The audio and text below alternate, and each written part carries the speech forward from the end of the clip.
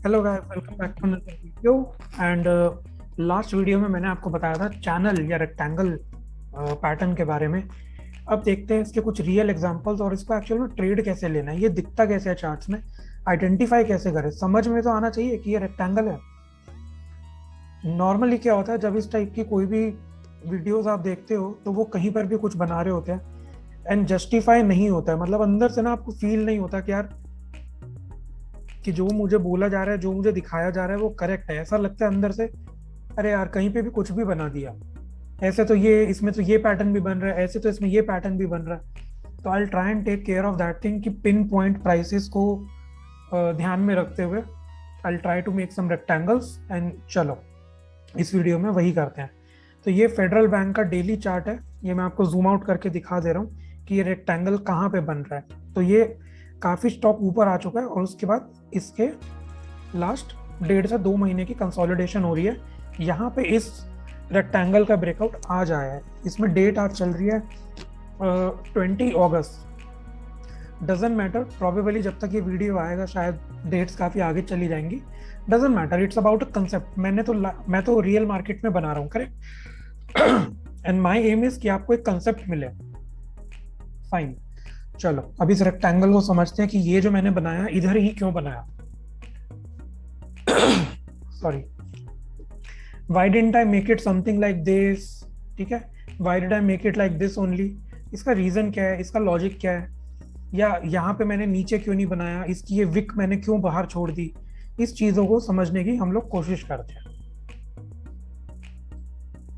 चलो, the one and the most important thing is, जो मैंने आपको कंसोलिडेशन वाले में भी बताया था, हमारा रेक्टेंगल या हमारा चैनल की लाइंस ऐसी होनी चाहिए कि मैक्सिमम कैंडल्स की बॉडी को वो टच कर सके। That will give us one of the most appropriate patterns और one of the most appropriate breakouts with confidence.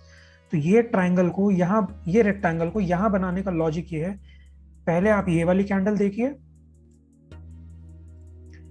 This particular candle, इसका जो क्लोजिंग प्राइस है वो इस रेक्टेंगल को टच कर रहा है। फिर ये 4 कैंडल इससे बाहर बनी है, बट इसमें ब्रेकआउट वाला पैटर्न कोई भी कैंडल नहीं है। मैंने ब्रेकआउट का पैटर्न आपको बताया था, that breakout candle has to be more और लेस सॉलिड इन कलर, या अगर अपसाइड कैंडल, अगर अपसाइड ब्रेकआउट मिल रहा है तो विक नीचे होनी चाहिए, और अगर ऊपर विक है तो बहुत छोटी, और अगर डाउन साइड का ब्रेकआउट है तो सॉलिड रेड कैंडल, या फिर ऊपर विक होनी चाहिए लंबी, और अगर नीचे भी विक है तो नीचे की विक छोटी। And the volume must support this breakout. तो ये हमारी कंडीशंस होती हैं। तो यहाँ पे ये पैटर्न हमें किसी भी कैंडल में नहीं मिला। तो ये बेसिकली जस्ट एक फॉल्स ब्रेकआउट क्रिएट किया गया था नॉर्मल रिटेलर्स को ट्रैप करने के लिए, एंड ये चीज कोई नहीं बताता। प्रॉब्लम यही है, लोगों को मालूम नहीं होता है कि फॉल्स ब्रेकआउट से कैसे बचें। Not every candle which goes out of the rectangle is a breakout candle, ऐसा नहीं होता। अगर ऐसा होता, and this is, I know this is the actual reason कि क्यों ट्राइंगल रेक्टेंगल जानते हुए भी लोग उसको ट्रेड नहीं कर पाते, ठीक है। दिस इज द रीजन कि वो फॉल्स और जेन्युइन ब्रेकआउट के अंदर डिफरेंशिएट ही नहीं कर पाते। तो here the triangle, the rectangle is going to be like this. एक कैंडल यहाँ पे है, उसके बाद 2 कैंडल यहाँ है जिनकी बॉडीज ये हमारे रेक्टेंगल पे टच कर रही है, ठीक है। फाइनली डाउन साइड में हमको सिर्फ यहाँ पे ये 2 कैंडल्स मिलती हैं जिसकी ये बॉडी जो है टच हो रही है।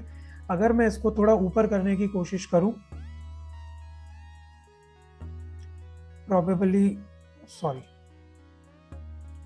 प्रोबेबली समथिंग लाइक दिस, तो मेरे को 2 कैंडल यहाँ पे भी मिलती हैं, एक ये वाली कैंडल और एक ये वाली कैंडल, इनकी बॉडीज भी यहाँ टच हो रही है। And then I can take a trade on this particular candle, ये वाली कैंडल जो कि एक प्रॉपर एक ब्रेकआउट की कैंडल है। एंड मेरे को इसको वॉल्यूम से जस्टिफाई करना होगा, ठीक है, बट इंटेंशनली, बिकॉज यहाँ पे काफी एक लंबी ग्रीन कैंडल बनी है। तो मैं रिस्क नहीं लेना चाहता, बिकॉज अगर यहाँ इतने डाउन प्राइस पे आके किसी ने बाइंग करी है, इट मीन्स उसका कुछ एक थॉट होगा ना, उसके पास कुछ प्रोबेबली शायद न्यूज होगी, या उसके पास कुछ तो एक इन्फॉर्मेशन होगी। ये कैंडल्स क्योंकि कौन बनाता है, ये FII DII बनाते हैं। मैं अगर इसमें 5,000 क्वांटिटी भी बाय कर लूँ या 10,000 क्वांटिटी भी बाय कर लूँ, तो can I move the price of the stock? No, that is not possible.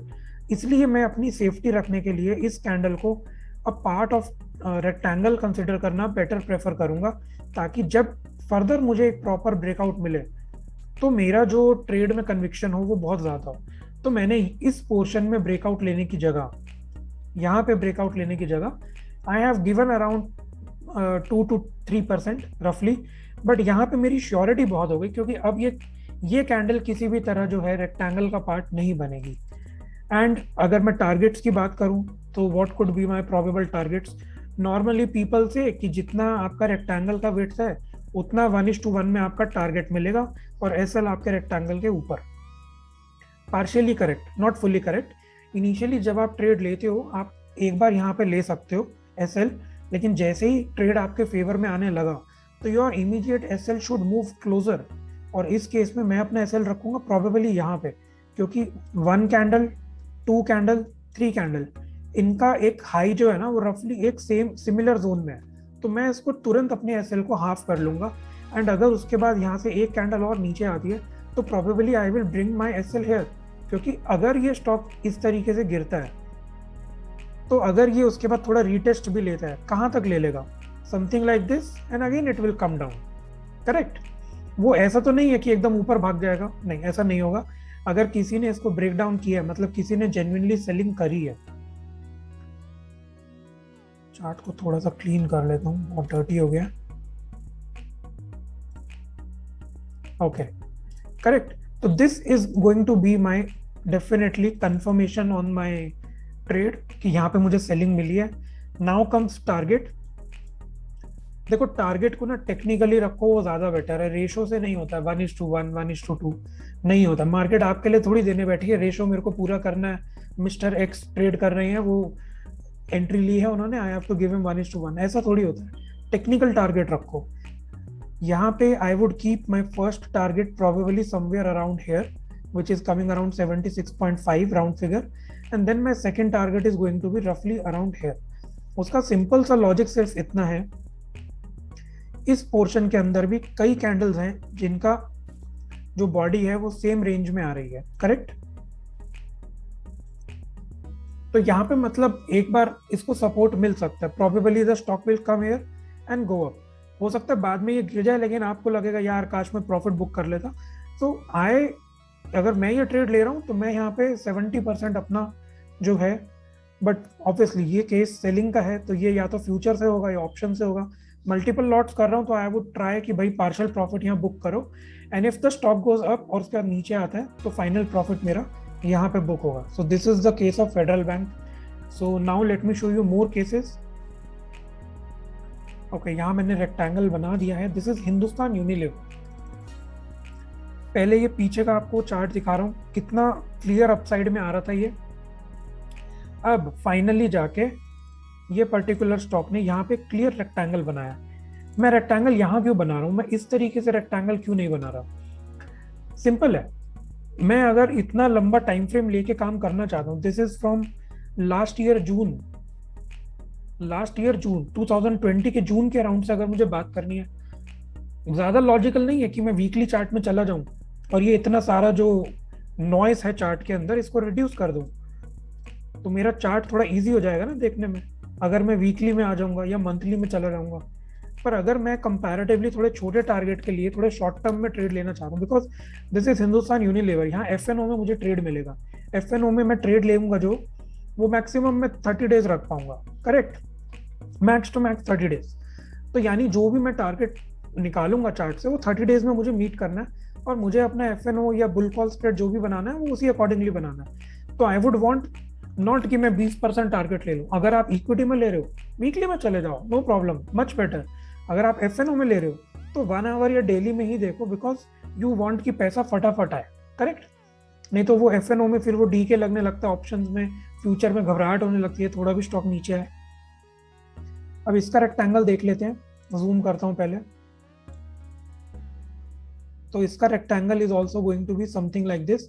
यहाँ पे ये 2 कैंडल्स हैं जिसकी बॉडी रफली इस रेक्टेंगल की बॉटम लाइन पे आ रही है, फिर 2 कैंडल यहाँ पर भी है, अगेन इसकी जो बॉडी है वो यहाँ, एक कैंडल यहाँ पे भी है, ग्रीन कैंडल। सो ये सभी कैंडल्स का जो बॉडी है ये रफली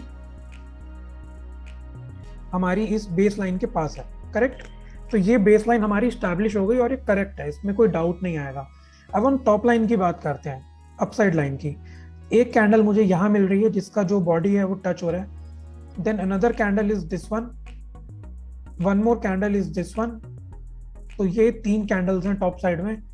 अब आप क्वेश्चन पूछोगे why I am keeping the top line here, why am I not keeping it may be something like this, तो मुझे ब्रेकआउट यहीं पे मिल जाता। करेक्ट, आपकी बात अपनी तरफ ठीक है। अगर मेरे को ये कैंडल को ब्रेकआउट करना है, नाउ यू कैन ऑब्वियसली से कि आपको दिख रहा है कि वहां ब्रेकआउट आया बट फेल हो गया इसलिए आप ले रहे हो, नहीं ऐसा नहीं है। आई विल जस्टिफाई कि वो फॉल्स ब्रेकआउट है। रियलिटी में भी वहां पे ब्रेकआउट देता ना तो I would not have taken this trade, and the reason is in this particular candles volume. तो ये वॉल्यूम से जस्टिफाई होना पड़ेगा, ऐसे ब्लाइंडली हम नहीं बोल सकते। आप ये देखो, अगर मैं जूम आउट करता हूँ चार्ट को तो मेरी एवरेज वॉल्यूम कहाँ आ रही है। अगर मेरे को एक यहाँ पे एक लाइन ड्रॉ करनी है, probably this is my average volume, is it correct. Maximum candles जो हैं इस हॉरिजॉन्टल लाइन के अराउंड आ रही हैं, कुछ कैंडल इससे ऊपर जा रही है, यानी कि जो कैंडल वॉल्यूम वाली कैंडल इस हॉरिजॉन्टल लाइन के ऊपर है उस दिन थोड़ी सी अबव एवरेज वॉल्यूम बनी है, करेक्ट। तो ब्रेकआउट वाले दिन तो हैवी कैंडल, मतलब हैवी वॉल्यूम वाली कैंडल होनी चाहिए ना, so it must be justified. तो इस कैंडल की जो वॉल्यूम है वो एवरेज से नीचे है, द प्रॉब्लम इज दैट। और यहाँ पे जो ये लंबी कैंडल बनी है, just look at its volume, ये volume one of the highest है। आप कितने ही दिन देख लो, I am showing you around, ये अगस्त है and I am showing you until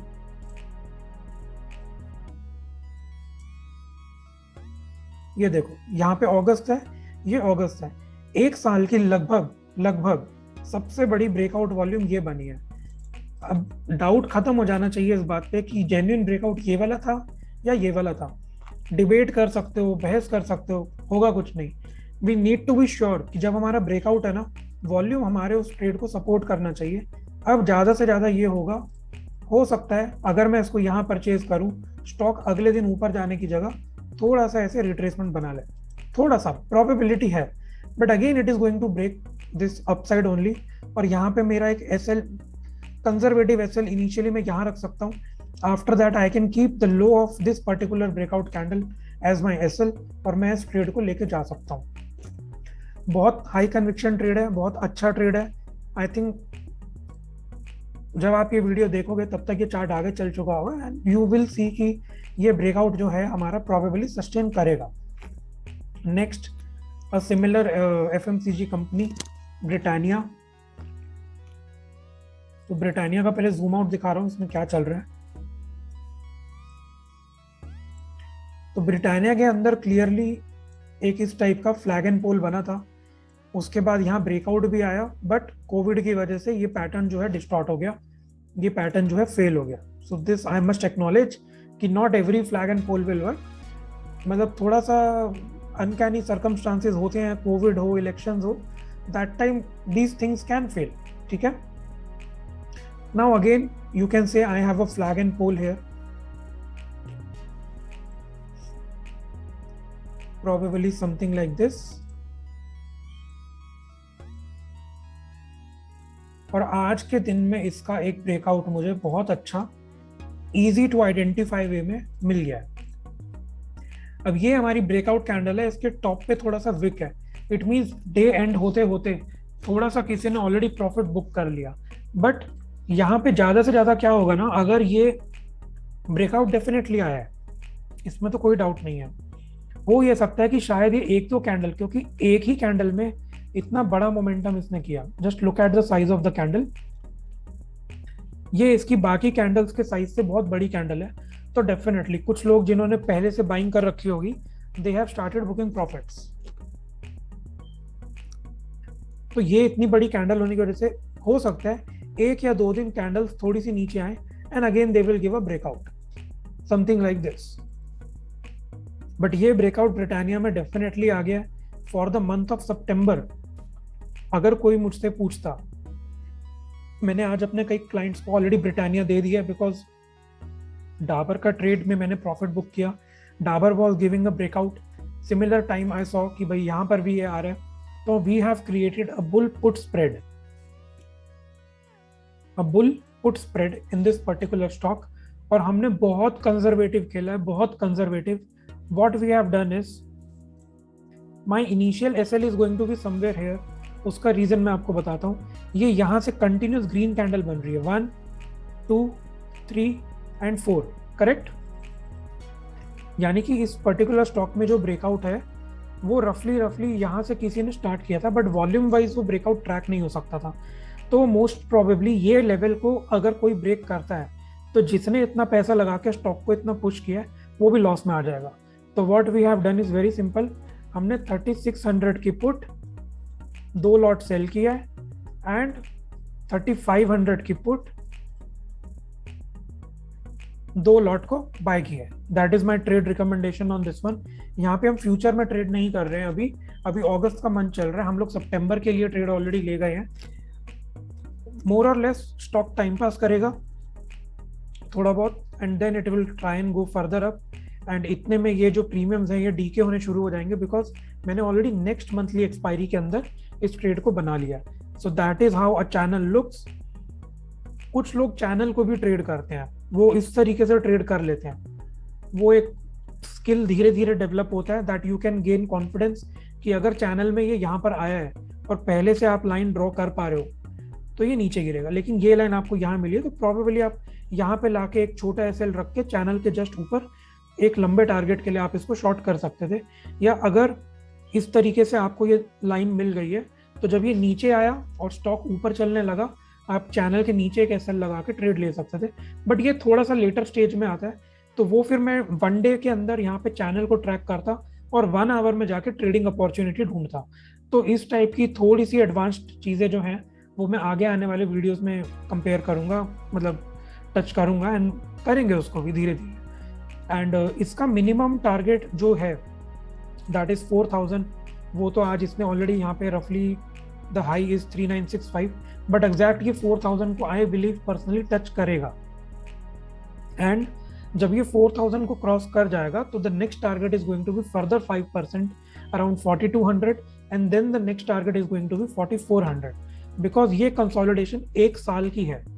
1 साल की कंसोलिडेशन के बाद अगर ब्रिटानिया अब चला है तो 2-4-5% के लिए तो चला नहीं होगा, करेक्ट, बढ़ेगा ना.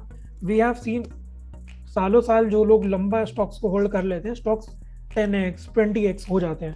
तो वो यही होती है कि कंसोलिडेशन बनती रहती है स्टॉक्स में, ब्रेकआउट्स आते रहते हैं. तो ये स्टॉक अब डेफिनेटली अपने नेक्स्ट रैली की तरफ जा रहा है. तो स्लोली थोड़ा बहुत एक्यूमुलेशन कंसोलिडेशन करके ये 43, 44, 4500 की तरफ अप्रोच करेगा. अगर आप इक्विटी में हो so this is a very good time to invest in this particular stock. अगर आप एफएनओ ट्रेडर हो तो you can create a bull call, और छोटे छोटे टारगेट्स के लिए कंजर्वेटिव आप बुल कॉल को प्रॉफिट्स के अंदर आप लोग इसको बंद कर सकते हो. बुल कॉल स्प्रेड हो या बुल पुट स्प्रेड हो, आप वो चीज़ इसको कर सकते हो. तो आई रियली होप काफ़ी डाउट्स आपके क्लियर हुए होंगे. And please like this video, please subscribe this channel, do let me know in comments आपको कैसा लगा. एंड अगर आपकी कोई क्वेरी है तो I have left my email ID in the description, आप वहाँ मुझसे पूछ सकते हो. I am not giving my WhatsApp. मैंने पहले कुछ वीडियोज़ में अपना व्हाट्सएप नंबर डाला था and I started getting like 10-15 messages every day, and I am personally accept कि इतना रिप्लाई करना, क्योंकि every person has a different doubt, became very difficult for मी.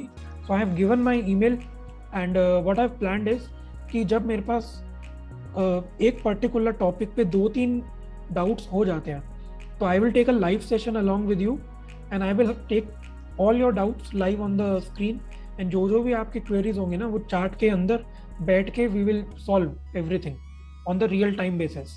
ठीक है, so that is all in this video. Please like this video. चलो मिलते हैं अगले वीडियो में. Until then bye bye.